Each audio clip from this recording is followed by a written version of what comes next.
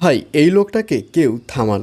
আসলেই কথায় আছে না যে অ্যাক্টিং ভালো বাট ওভার অ্যাক্টিং ভালো না। আসলে জোভান গানের যে ওভার অ্যাক্টিংটা করেছে, যার কারণেই কিন্তু সে পুরো বাংলাদেশে এখন ট্রোলের শিকার হচ্ছে।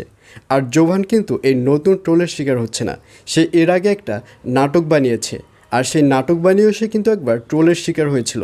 তার নাটকটি কিন্তু শেষ পর্যন্ত ছোট পর্দায় প্রচার করাও অফ হয়ে গিয়েছিল। আপনাদের হয়তো মনে নেই, নাটকটা মূলত থার্ড জেন্ডারদের নিয়ে, অর্থাৎ শরীফ শরীফা যে একটা বই বের হয়েছিল সামাজিক বিজ্ঞান বইতে, সেটাকে কেন্দ্র করেই শরীফ থেকে শরীফা হয়ে গেছিল জোভান।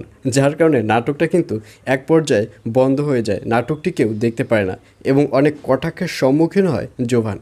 এবং দ্বিতীয়বার আবারও এই গান গেয়ে ওভার অ্যাক্টিংয়ের কারণে কটাক্ষের সম্মুখীন হচ্ছে এবং নিউজ ফিডে শুধু তাকে নিয়ে সবাই ট্রোল করছে।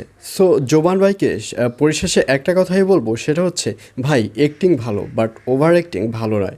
এবং মানুষ তো বারবার ভুল করে না, আপনি তো একবারই ভুল করেছেন ওই নাটকটি করে, এবং পরবর্তীতে আপনার ওই একটা ভুল থেকে শুধরানো উচিত ছিল যে নেক্সট টাইম যেন আর কখনোই আপনি ট্রোলের শিকার না হন।